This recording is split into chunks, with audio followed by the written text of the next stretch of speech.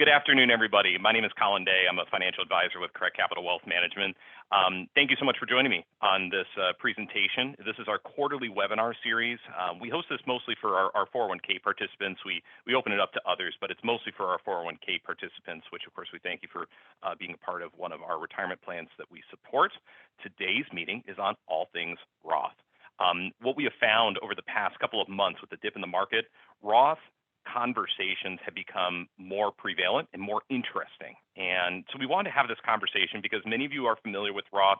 Maybe you already contribute to your Roth 401k or maybe your Roth IRA. But it's always good to have some reminders. It's always good to go over why it's important to consider a Roth as a part of your general investment strategy. And we're going to talk about some tips a little bit later. So to jump into the slides real quick. So we're going to go through in this conversation the basics. So what is a Roth? What's the difference between pre-tax and Roth? How Roth is different, a flavor perspective when it comes to an IRA versus your 401k. And then again, we're going to talk about 3 specific ways to use your Roths to your advantage.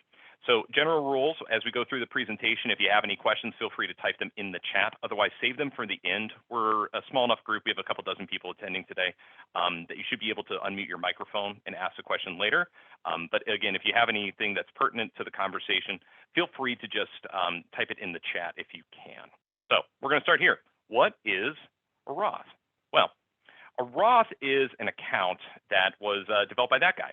So if you're not familiar with William Roth, meet William Roth. He was a U.S. congressman as well as a senator from Delaware. And back in the 1980s, he and another legislative member thought of the idea of an after-tax retirement account. So once 401ks really started to pick up steam towards the late 70s and into the early 80s, it then justified the idea of saying, well, if we have a pre-tax investment vehicle, why not have an after-tax investment vehicle? But their idea was what was called an IRA plus. It's not just an IRA, but an IRA plus. And the idea here is that they're trying to remain budget neutral. I believe Mr. Roth was or Senator Roth, I should say, was a Republican. So he's trying to keep everything budget neutral. And so the idea here is that you're using tax dollars put into the account up front. So I'm contributing to an account where I'm paying the taxes, but allow for tax-free withdrawals. Again, that was the attempt to remain neutral. Now, Roths didn't become a thing until 1997, when with the Taxpayer Relief Act, IRAs became the first type of Roth account that was available. Then later in the early 2000s, they became available in group retirement accounts like 401ks. So what is a Roth then? So now that we know who it was, what is an actual Roth account for this namesake? So we have the idea here, again, that we're contributing money on an after-tax basis towards your retirement. Until the Roth accounts came about, everybody was contributing on a pre-tax basis or on a different after-tax basis, which is outside of the purview of our conversation today. But most people are familiar with the pre-tax way of saving. So while you're not getting a tax deduction as the money comes in on your contribution, you may be eligible for tax-free withdrawals. There's rules with that. So they basically said, well, we'll forgive you the taxes on all the earnings you make over your career, but you have to have, of course, earned income in the year of your contribution to be eligible to put the money in. You have to have the account for 5 years and be 59.5 years or older to be able to claim a penalty-free and tax-free withdrawal on the earnings portion. We'll go a little bit more into that in a little bit. So there are income limits that apply in certain cases. That's on a particular kind of a Roth account, which we'll discuss later. But again, Roths are a unique flavor that wasn't familiar to investors until, again, the late 90s. So pre-tax versus Roth, nuts and bolts stuff, just to make sure we're all on the same page. Pre-tax contributions are the money that you take from your paycheck, from your bank account, you put it into an account like a traditional IRA or a pre-tax 401k, and you're still going to pay FICA tax, but what you're avoiding is the federal, state, possibly local taxes that would normally apply. So the nice thing is that you're getting that immediate deduction, so you're lowering your taxable income slightly by the amount that you put into the retirement account. You will, however, have to pay taxes eventually when you withdraw those funds. So you avoid paying the taxes now to pay the taxes later. Whereas with a Roth contribution, the whole idea here, again, is that you're contributing on an after-tax basis. So the money I put into the Roth account, Roth IRA, Roth 401k, Roth 403b, my taxes are being applied to that contribution, but I don't have to pay taxes on the withdrawals, provided I met the rule requirements. So certain individuals are incentivized to contribute pre-tax while others prefer Roth. And for many conversations that I have with folks, it's really the determination of which one is for me, Colin. Do I do the pre-tax or do I do Roth? Or in some of the rare kind of twisted cone situation, you might do a little bit of both. So here's an example of a very traditional case study. I use this all the time when I talk to folks about Roth. We've got Andy. Andy is 25 and she's just starting up her first, adult job, let's call it, out of school, and she is going to start earning an income in a full-time position. So as we kind of go through this, we're going to see a couple changes. So number one, this is a graph, so I just want to make sure that that's clear. That's what the blue and the green part are. We're going to have age on the x-axis. We have income on the y-axis. So we're going to age Andy all the way through her working career and well into retirement. And then from an income perspective, we're going to see how her income is changing over time. So how she's going from a lower dollar amount earnings to a higher dollar amount earnings based on the career choice. So that yellow line that I just put on the screen is where she's currently starting. So that's going to be her annualized salary, let's say. And based on her given field of employment, she has a general idea of what her career path is going to look like. And so she does then have an idea as to what she might retire on. Because if you recall, and again, I don't know everybody's age group here, but if you started off, in the workforce at, 18, 17, 22, whenever it was, you had an idea if you stayed in that career field, what you might progress to and what your earnings might look like. And so this other line that I'm going to put up here is what we think the assumed retirement taxable income might be for Andy. So again, based on her field, based on her just staying in that field for her whole career, we think that she's going to make more money in the future, and what she would need to have a successful retirement is likely higher than what she is making currently. Now, as Andy goes through her career, we can see she kind of stayed at the same salary for a while, but then through cost of living adjustments, through raises, we can see that Andy starts to move up in terms of earnings. And so when she's at these lower years of earnings, because we're still underneath what we think her taxable income is going to be in retirement, we can see that Andy is more incentivized to do the Roth. And so Roth contributions, again, she's paying her taxes now, but she's paying her taxes now because she thinks she's in a lower bracket than where she'll be in the future, because we know that she's going to make more money once she's in retirement. So now she is temporarily incentivized to contribute Roth based on the current tax environment to go ahead and pay her taxes at her lower tax brackets because, again, ideally, she's only going to make more money over time. And as we can see, that's exactly what happens to Andy. She has a couple good pay bumps up here. And I'm going to assume here that when she retires at 65, she's actually been in a very similar role. So her income, adjusted for inflation, stays about the same towards the back part of her career. And if that's the case, then, again, we know towards the end of her career, or the back half of her career, she's making more money than what she was making earlier. And so thus she's incentivized to contribute on a pre-tax basis. So let's not pay those taxes now. Let's pay them later because I know that I'm making more money while working than what I'm going to make in the future at my taxable income once I hit 65 and beyond. So very rudimentary example here, but basically this is just a way to consider, why are certain people incentivized? And there's unique situations that we're going to go over in a second. But this is probably the most basic example I can go over as to why people do one or the other and why they make a switch at some point. There's other considerations. Tax changes, of course, is going to be the biggest wild card for most folks in determining whether pre-tax or Roth is appropriate, because I don't know but I definitely don't know what the tax brackets are going to look like in 2025 or beyond. And so that's going to be a big wild card to determine, again, the attitude towards pre-tax versus Roth. There's also the things like income limits. You make too much money, may not be able to contribute to a Roth. You have kids to consider, and they don't really have much to do in terms of your earnings per se, but in terms of like tax credits, in terms of maybe a spouse being out of the workforce because either one of you might be taking care of the children while the other one works as the breadwinner. There's lots of different things to consider here. Of course, affording taxes on current contributions, that's related to switching from pre-tax to Roth, where you're now paying taxes on those contributions. So that means you're actually going to receive a slightly lower paycheck than what you're used to. Plenty of different reasons to consider here as to why people do pre-tax or Roth. Again, your personal situation has to be taken into account. Your friend, your neighbor, your cousin, whomever you listen to for tax or for financial advice probably doesn't know your situation well enough to give you the type of advice you would need to make an educated decision on pre-tax or Roth. That's where we would suggest maybe talking to a financial advisor. Okay, so Roth IRA versus Roth 401k. So there's two different flavors here. And the reason I showed that picture a moment ago with the shoe was because they're both shoes in this metaphor, but maybe they're slightly different designs. They're designed for different types of feet. So Roth IRAs on the left side, we can see they have lower contribution limits. We can't get as much money into these accounts. Whereas with the Roth 401k, we have the traditional 401k contribution limits, which are much higher. Now, the earnings can limit your contributions in a Roth IRA. So that's the biggest disappointment here, is that if you make too much money, the IRS is going to say you can't actually contribute to that vehicle. However, in a Roth 401k, you can make as much money as you want. I encourage you all, of course, to make as much money as you want whenever and however you can, legally, of course. But your earnings cannot limit your contributions on the 401k side. So again, Roth IRA, you make too much, can't contribute. You can see the phase outs down below if you make over those, depending on how you file. Roth 401k, you can always make a contribution. Now, the nice part, though, about a Roth IRA compared to the 401k side is the Roth IRA allows you to take out what's called best out first, which means your contributions. Your contributions, which you've already paid taxes on, you don't have to worry about paying taxes on them again, nor will you be penalized for taking that money out early if you're before 59 and a half years old.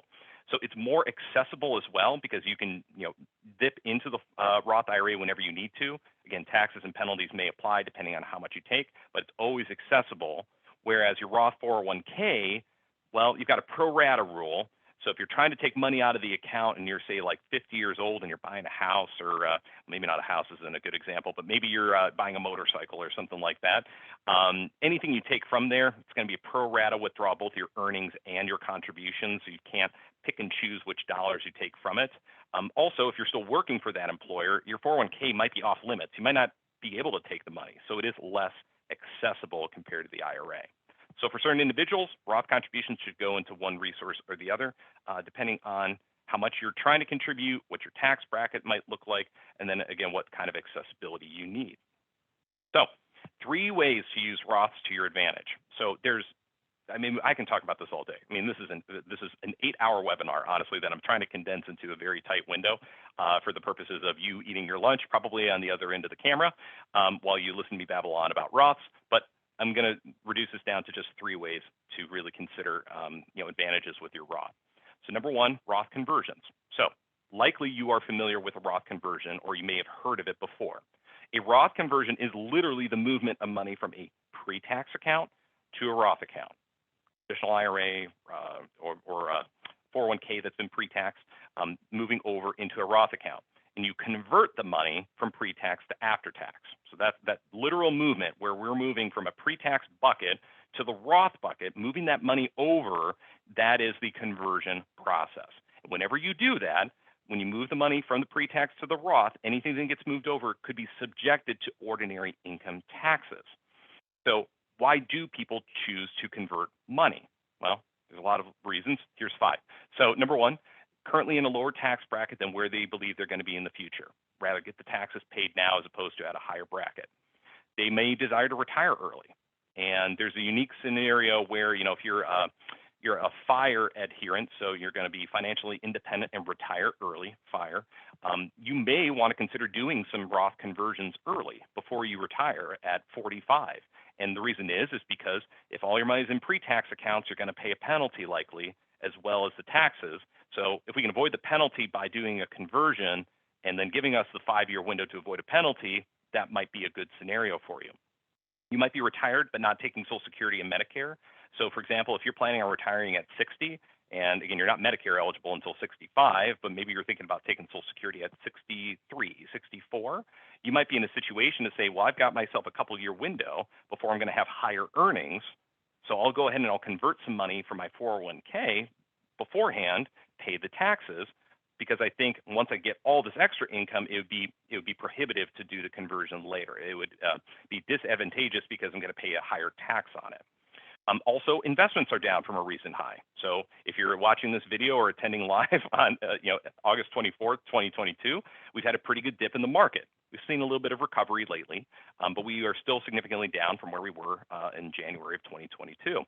And in the situation, you can convert things kind of on sale because you're still holding 100 shares of ABC company stock and it's just worth less. So let's convert it at the lower value, get that shifted from a pre-tax to a Roth asset, an after-tax asset, and then it will hopefully rebound over the long term. And so you kind of were able to do this conversion at a discount temporarily. And then finally, with some folks that have extra cash on hand, so whether it's stimulus related or inheritance or what have you, you might just say, hey, it might make sense to use this money, which is earning nothing at the bank right now, and I'm going to pay my taxes with this money. And thus, I'm able to complete the conversion, which in the long term will suit me better than me just holding on to cash and dealing with 8 or 9% inflation rate like we're dealing with currently. So plenty of reasons why people do conversions, but these are probably the most common ones that I personally run into. And as a part of the conversion conversation, this is the second thing that I want to talk about, which is known as backdoor Roth conversions. So backdoor Roth conversions is still a Roth conversion. We're still taking money from one account and moving it to the other. But in this scenario, we're not taking pre-tax money, but we're taking after-tax contributions and putting them into the Roth bucket. So if you're in the situation where you want to put more money into Roth IRA, but you are limited because of your income, the backdoor Roth will allow us to move a non-deductible after-tax traditional IRA contribution over to your Roth. So to explain more fully, and again, this is being recorded, so if you need to rewatch this part, feel free to do so because this can get a little bit confusing. If you make too much money, I cannot contribute to a Roth IRA, but I'm always eligible to contribute to a traditional IRA. But because I make too much money, the IRS is going to say, we'll let you put the money into the traditional, but you can't claim a deduction. So that's an after-tax contribution you are making to your traditional IRA. So if I line up these buckets, I'm taking money from my bank account and I'm putting the money into the traditional IRA on an after-tax basis. And then after that, I'm going to convert that through the conversion process to the Roth IRA. So same process, I'm taking money from the pre-tax, traditionally pre-tax bucket and moving it over into the Roth. But there's a major pitfall for those of you that might have an existing traditional IRA. So here's a scenario for you. We've got Betty. Betty is 45 and she's single. Now, Betty does really well in her career. She makes $200,000 a year. So quick timeout. Betty makes too much money to contribute directly to the Roth IRA. She can still contribute to the traditional IRA, but she has to do it as an after-tax non-deductible contribution. She has an existing IRA account with $94,000 in it, and we're going to assume she rolled it over from an old 401k plan and it's all pre-tax. So if she wishes to make a full $6,000 contribution to a Roth IRA, again, can't do it, but she can still make the deposit into the traditional IRA. So that's what she thinks she's going to do. She's not talking to an advisor. She's not familiar with what we're going to go over in a second. She takes the $6,000 and she contributes it to the IRA. So down in the bottom section, now her IRA balance is $100,000. And so she thinks, I'm going to take that $6,000 and I want to move that over to the Roth. I just made an after-tax contribution. I'm going to take that $6,000, move it over to the Roth IRA, and call it a day. Problem is that the way that the IRS views that account now is that 94% is pre-tax and 6% is Roth. So again, it was $94,000. It was all pre-tax. We contributed $6,000, and now we're up to a nice round $100,000. That $6,000 is after-tax money, and they consider that pro rata when they convert that over into the Roth. So actually what she's accomplishing is only 6% of that contribution is tax-free. The other 94%, which would be $5,640, is going to be subjected to ordinary income taxes. So unfortunately, for those individuals that have an existing IRA, traditional IRA, and try to do this strategy, it's not going to work out like you think, and you're going to get in trouble. But there is a solution, and that's to roll the IRA into a 401k. If you have a 401k still established at your employer, you can take your traditional IRA, ask if you can roll that money into your account. Cool. We can separate the cream from the coffee, is what we say. We can take that pre-tax $94,000, put it back into your 401k. So all you're left is the $6,000 that you just contributed to the traditional on an after-tax basis. Now you can complete that Roth because that $94,000 is out of there. We don't have to worry about that anymore. This is a highly complicated process. I'm going into the weeds a little bit. Again, this is why this is being recorded. So if this is a scenario that might be playing out in your life or that you're considering, please talk to me. I'm happy to have a conversation with you. While I'm not your tax preparer and I'm not a tax professional, I'm happy to at least have the conversation so that you have the knowledge and education you need to have a conversation with maybe your CPA to talk about this strategy with them. Last thing, investment strategy with a Roth. So Roths are kind of cool because they do allow us to have maybe a long-term savings advantage, but also with a tax advantage. So If you had a choice, I'm going to ask you this rhetorical question: would you rather pay more in taxes or less? And you're responding, yes, the way I thought so. You'd rather pay less taxes. That's great. So your pre-tax investments, so again, likely your 401k and your traditional IRA, they're going to be taxed at ordinary income. So we already know that that money is going to get taxed unless we do something about it.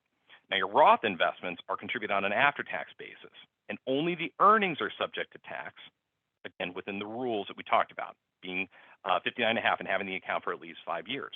So if it makes sense then that I've got this one account, say a 401k, where I've got all this pre-tax money, and I've got this Roth account where I've got all this after-tax money, don't you think we should be investing these buckets of money differently then? Because I know on one bucket, I'm going to owe taxes on all the money I make on it, whereas the other one, I won't have to pay taxes. Let's go through a scenario. So we're going to go with an example, $1 million portfolio, nice round number.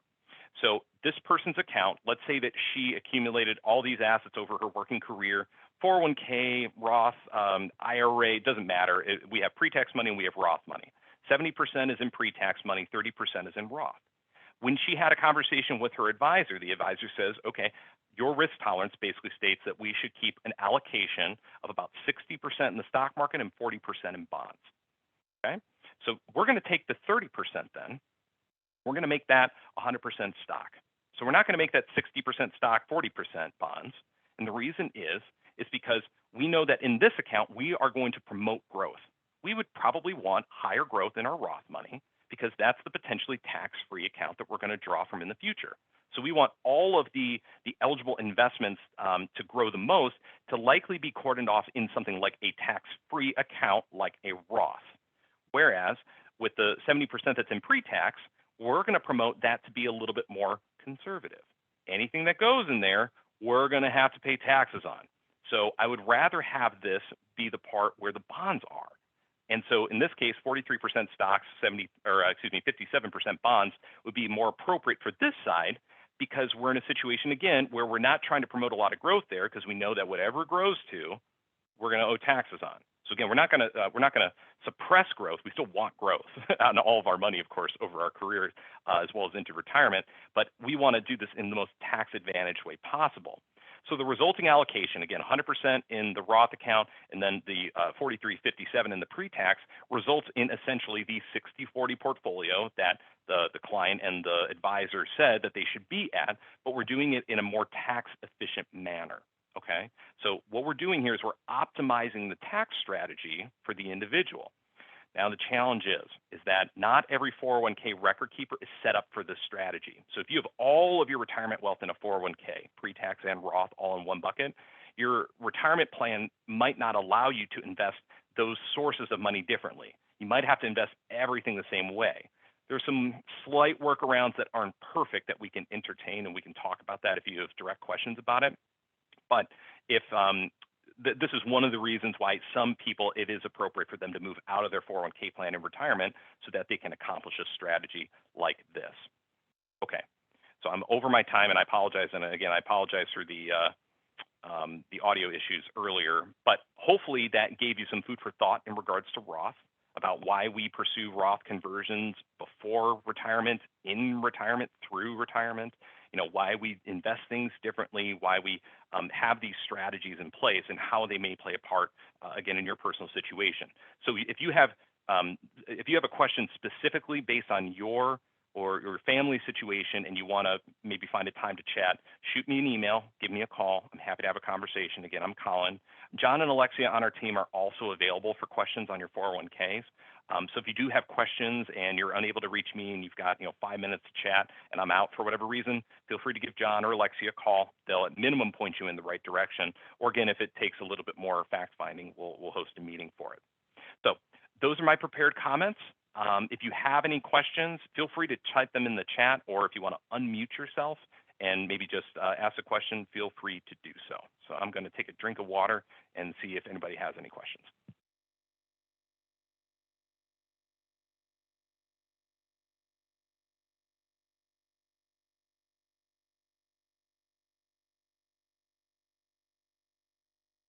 Okay. Not seeing any questions. If anybody needs to unmute, go ahead. Sure thing, Jen.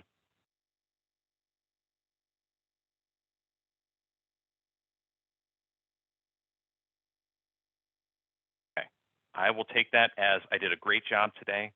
Um, Thanks again, Nikki, for helping me out earlier too. If you have any personal questions or if you have any concerns that you want to discuss personally with me, again, just shoot me the note. We'll talk through your portfolios. We'll talk about what's going on with you. We'll figure out a good plan of attack. So again, if there's no other questions, last call. Okay.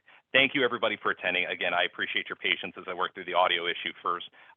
This will be recorded and has been recording this whole time. So we will be sending this out to the plan representatives who will hopefully disseminate that out all to you. If you're unable to find it, you can always visit the Correct Capital YouTube page. It'll be up probably sometime early to midweek next week. So if you type in Correct Capital Wealth Management into YouTube, you can see some other webinars that we've held in the past as well. Maybe get some education on some other topics. Again, if you have any questions, reach out. Okay? All right, everyone. Thanks so much. Have a great day. Enjoy your lunch.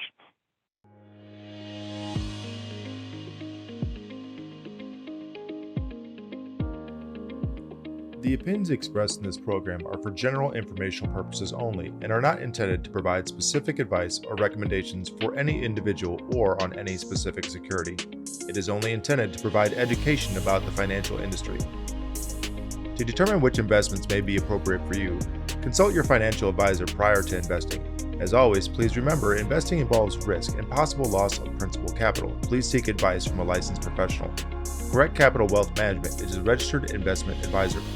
Advisory services are only offered to clients or prospective clients where Correct Capital Wealth Management and its representatives are properly licensed or exempt from licensure. No advice may be rendered by Correct Capital Wealth Management unless a client service agreement is in place.